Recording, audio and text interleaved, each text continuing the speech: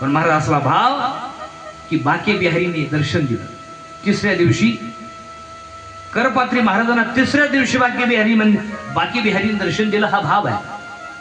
आणि म्हणून भाव का भोका हो बस भाव ऐक्य सार आहे. आणि विदुर काकांमध्ये पाहिलं परमात्म्याने सांगितलं दुर्योधना मी तुझ्याकडे नाही जाणार. आजचं जेवण काकाकडे काकाकडे निघून गेले.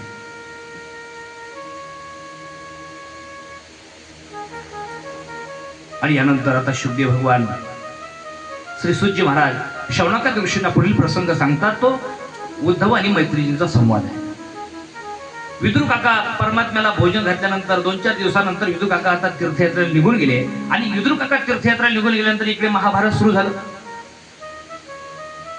महाभारत युद्ध सुरू आहे. विदुर काका तीर्थयात्रा निघून जातात. पण तीर्थयात्रा गेल्यानंतर अचानक विदुर काकांची आणि उद्धवजींची भेट झाली. आणि भेट झाल्यानंतर उद्धवजींनी विदुर काकांना नमस्कार केला. काका तुम्हाला माहितीये काय म्हणले, ज्यावेळेस देव गेलेत ना जाता जाता तुमची आठवण काढली. म्हणजे इकडे युद्ध संपून गेलेलं त्यावेळी. युद्ध त्यावेळी संपून गेलेलं. म्हणजे युद्ध संपून सगळं भीष्म पितामह स्वर्गारोहण सगळ्यांचं होऊन आता परमात्मा द्वारकेहूनही निघून गेलेले होते. ती स्थिती आहे. उद्धवाने सांगितलं काका तुमचं परम भाग्य आहे की परमात्मा जाता जाता तुमचं ध्यान करून घे. जगाचा मालक एखादा जर समजा कोणी जर मोठा व्यक्ती असेल आणि त्याने जर सहज आपलं नाव काढलं तुमचं आपल्याला बरं वाटतं.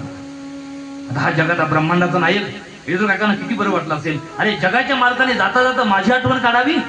काय म्हणत सांगा ना, काय म्हणाले, माझी आठवण कशामुळे काढली, नेमकं काय म्हणायचं होतं त्यांना, कृपा करून सांगा ना. उद्धवजींनी सांगितलं ही सगळं माहिती आहे मला, सगळं माहित नाही बरं, मला फक्त एवढंच माहिती आहे की तुमची आठवण काढली. पण तुमच्याविषयी काय काय बोलले हे सगळं मैत्री ऋषीनं सांगितलेलं आहे. मग तुम्हाला जर तुमच्याविषयी देव काय काय बोलले हे पाहिजे असेल ना तर तुम्ही आता हरिद्वारला जा, म्हणजे गंगा तटावर जा, तटावर जा. ती मैत्री ऋषी तिथे आहे, तुम्हाला सगळं सांगते. मला एवढं कौतुक वाटलं, एवढा आनंद वाटला विदुर काकांना. आता फक्त मैत्री ऋषी केव्हा भेटतील आणि मी केव्हा विचारेल त्यांना की देव माझ्याविषयी काय बोलले ही उत्कंठा होती. धावत पडत नाही खाली विदुर काका गंगा तटावर आले.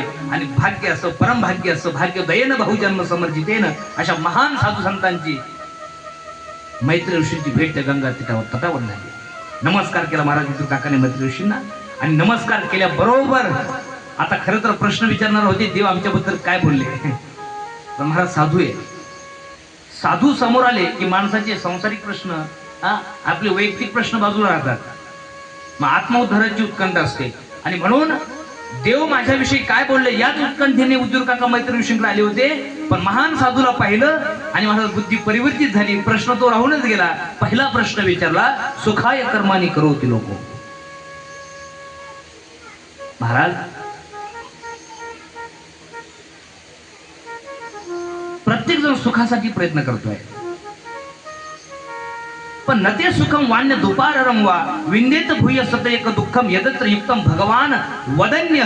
प्रत्येक जण सुखासाठी प्रयत्न करतोय आणि सुखासाठी प्रयत्न करून तो दुःखच का भोगतोय हा माझा प्रश्न आहे. कोण करत नाही सुखासाठी प्रयत्न? प्रत्येक सुखासाठी. मी सुद्धा महाराज सगळे पोरं सोडून इथे येतो, सुखासाठी येतो ना. इथून झालं का पुन्हा तिथे जातो, सुखासाठी जातो. पण तरी देखील सुख मिळत नाही का? प्रत्येक जण सुखासाठी प्रयत्न करूनही त्याला सुख का मिळत नाही? सुखाय कर्माने करोति. काय केले असं त्याला सुख मिळेल?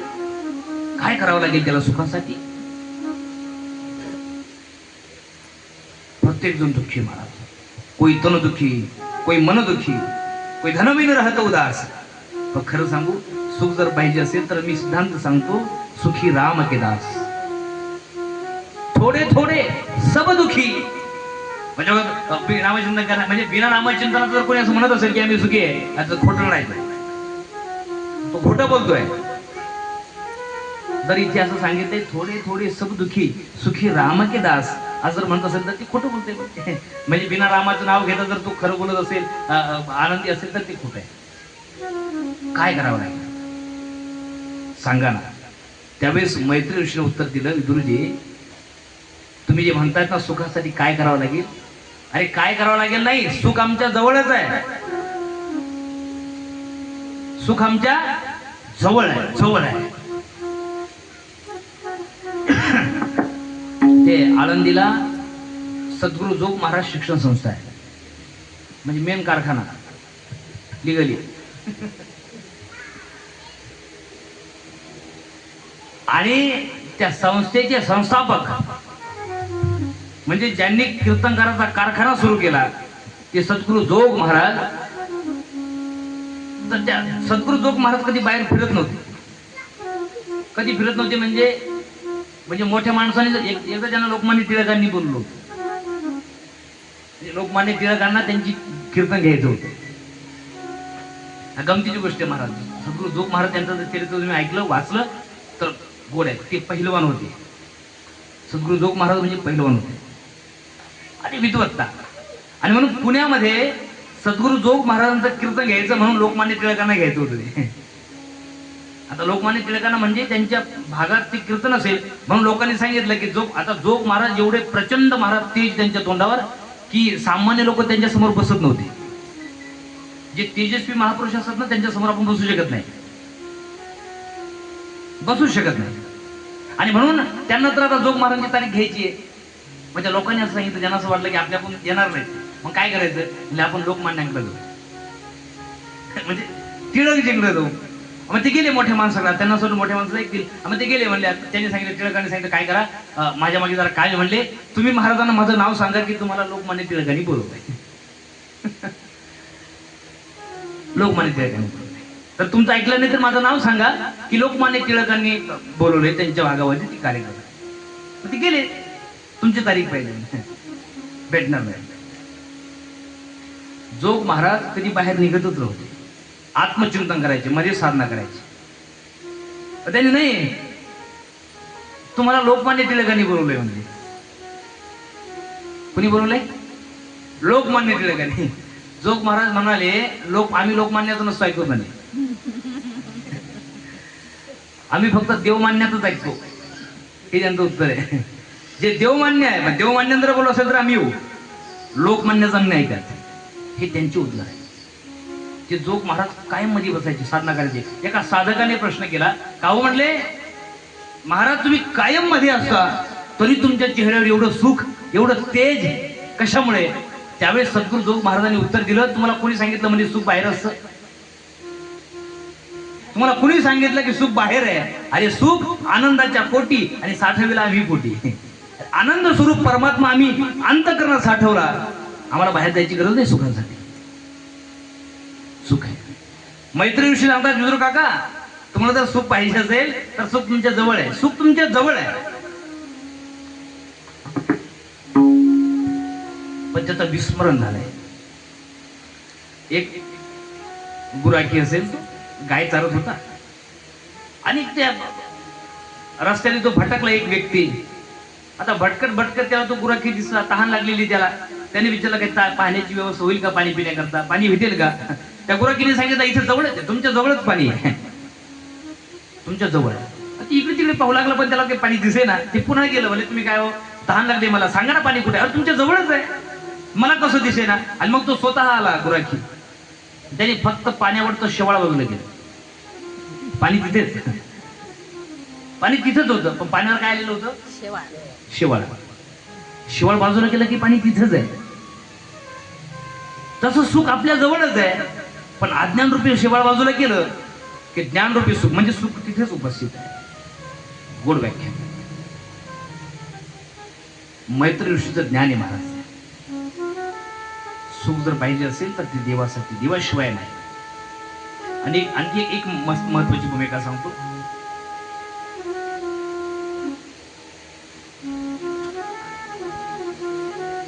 आदरणीय अनिल महाराज पाटील खूप गोड रंगवतात.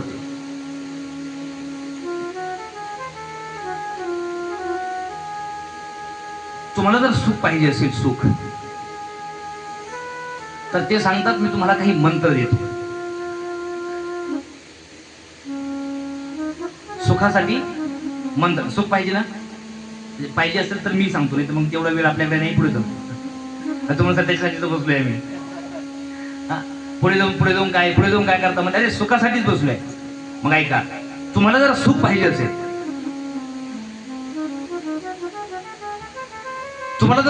असेल तर काही मंत्र तुम्हाला सांगतो. प्रामुख्याने 2च मंत्र आहेत. किती आहेत? 2. पण हे 2 मंत्र जर तुम्ही सांभाळले तर तुम्हाला कथा ऐकायची गरज नाही, तिथून पुढे तुम्हाला कीर्तन ऐकायची गरज नाही, करण्याची गरज नाही, काहीच नाही. पण ते मंत्र जसेचे तसे सांभाळा. सांगू का मग? हे खरं सांगतो बरं का, मी मजाक म्हणून तसं नाही.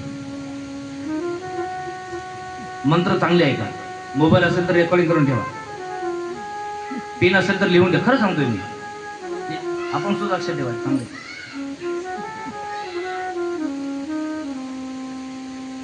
आम्हाला जर सुख पाहिजे असेल, असं जर आम्हाला वाटत असेल, तर मंत्र पहिला, मंत्र क्रमांक 1 सांगू का?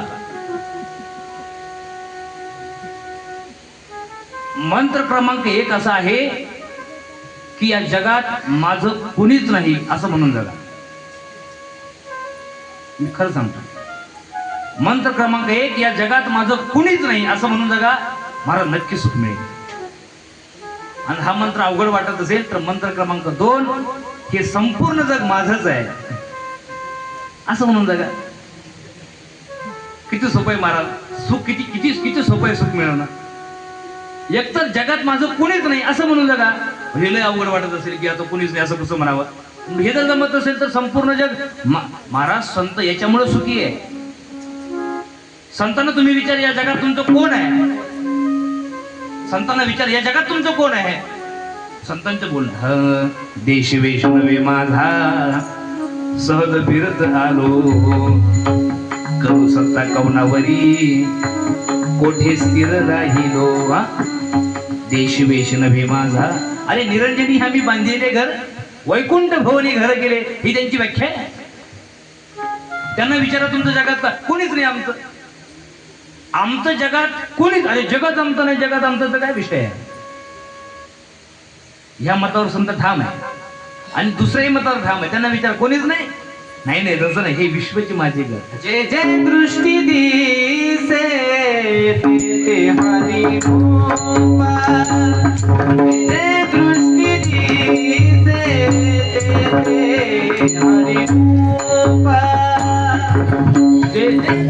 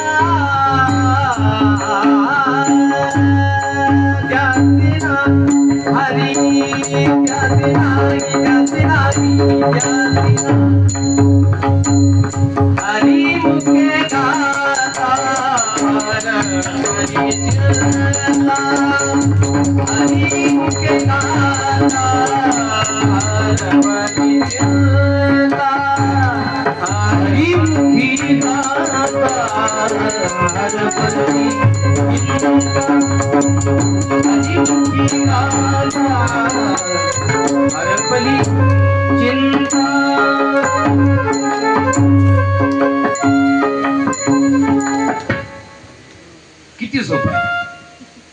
मग हे जर जमत नसेल, म्हणजे या जगात माझं कुणीच नाही असंही जमत नसेल, आणि सगळं जग माझंच आहे असंही जमत नसेल, तर मग तुम्ही काही करा, कितीही परमार्थ करा, किती कीर्तन करा, कथा करा किंवा ऐका, सुख भेटत नसतं माणूस. आणि म्हणून हा उद्देश आहे.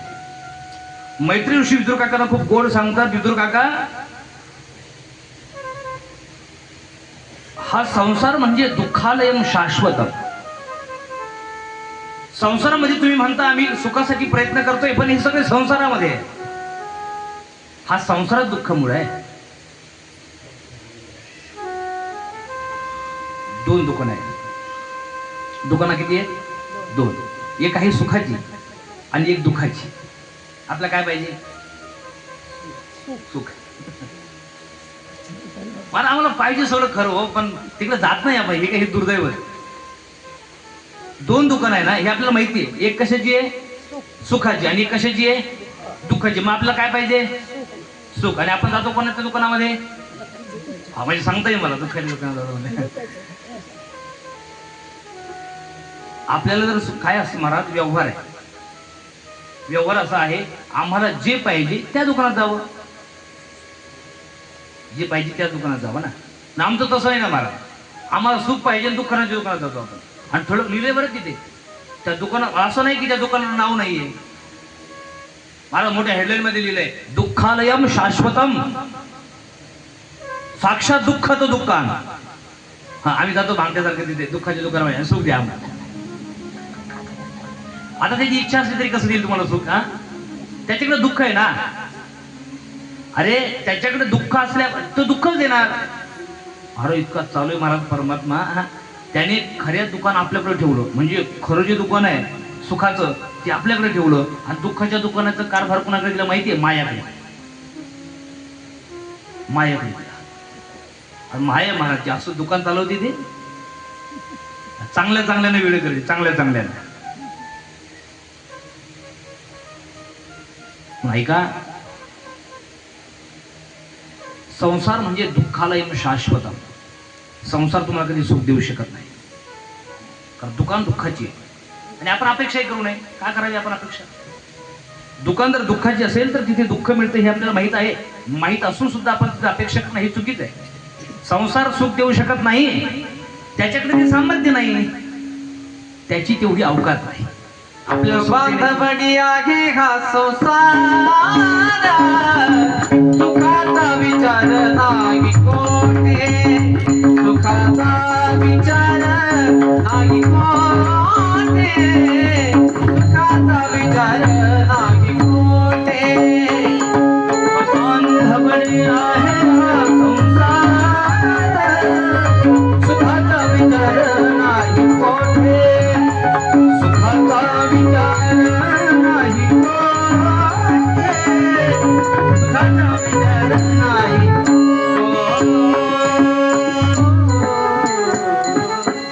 कसं आहे?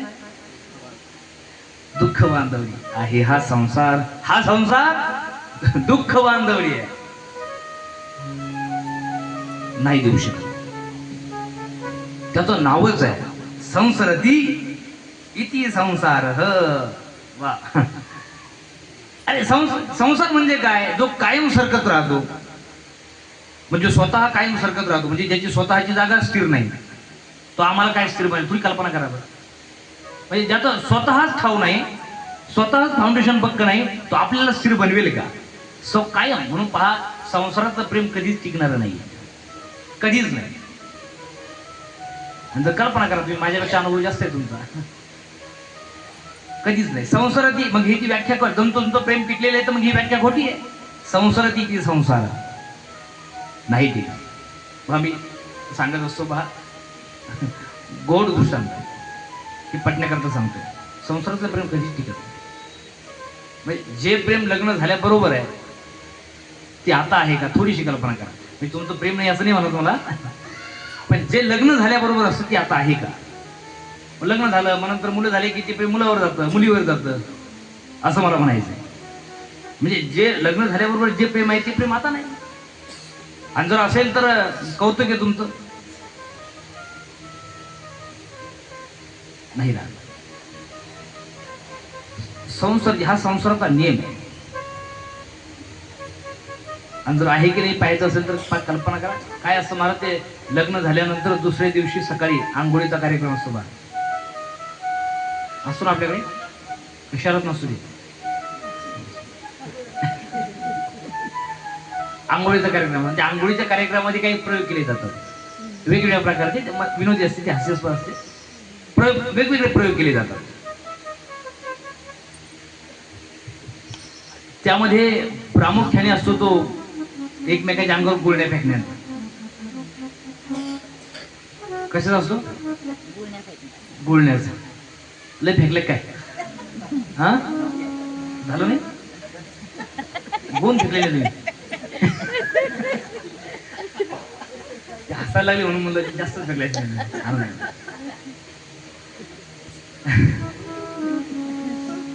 गुळण्याचा कार्यक्रम असतो. पण गुळण्या फेकताना कसं पाणी कसं असतं ते पाणी कसं असतं गुळण्याचं? नाही म्हणजे गरम असतं थंड असतं हा विषय नाही आपला. चांगलं असतं, शुद्ध असतं. शुद्ध असतं पण ते तोंडातलं असतं ना, गुळणी असते ना. आता शुद्ध असलं काय, फिल्टरचं असलं काय, जारचं असलं काय, ते तोंडात गेलं की घाण झालं. गुळणी आपण घाणच म्हणतो ना. गुळणी म्हणजे घाण पाणी आहे. एकमेकाच्या अंगात फिरतो की नाही?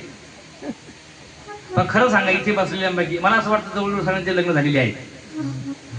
ते माझ्या सगळ्यांचे लग्न झालेली आहे तिथे. मला खरं सांगा, गुळण्याचं पाणी हे एकमेकाच्या अंगावर फेकत असताना इथे बसलेल्यांपैकी असं कोणी म्हणलं का ए बंद करा हा प्रयोग, घाण पाणी एकमेकाच्या अंगावर फेकताय? नाही ना? मला सुद्धा फार गोड वाटायचं मला ते गुळण्या म्हणलं की बरं फक्त गुळण्या नाही, त्या खोबऱ्याचं पाणी, ते खोबरं जाऊन असतं ते खोबरं जाऊन पाणी फेकतो. पण एखादा तरी आहे का, मी सांगतोय तुम्हाला, मला सुद्धा गोड वाटतात त्या गुळण्या. त्याचं कारण असं आहे, त्याचं कारण असं आहे की प्रेमच एवढं असतं की त्या गुळण्या आहेत की पाणी आहेत की खोबऱ्याचं पाणी काहीच कळत नाही मला. एवढा अंदाज झालेला असतो मला म्हणायचं नाही बरं का, मला असं म्हणायचं की असलं प्रेम राहिलंच पाहिजे. फक्त हे जे प्रेम आहे ना, पहिल्या दिवशी दुसऱ्या दिवशी हे प्रेम मरेपर्यंत असलं पाहिजे, अशीच माझी भावना आहे. मला हेच म्हणायचंय, जे प्रेम लग्नाच्या दुसऱ्या दिवशी आहे ते प्रेम तुमचं आता आहे का? हो आहे. मग आता गुळणी फेकून बागले. जर तुमचं तेवढं प्रेम आहे तर गुळणी फेकून बा. गुळणी सोडा महाराज, हात धुतल्यानंतर पाणी जर उडालं ना अंगावर तरी कोणते शब्द मुखद्वारी येतील येतो त्याचा विचार नाही करू शकत आपण.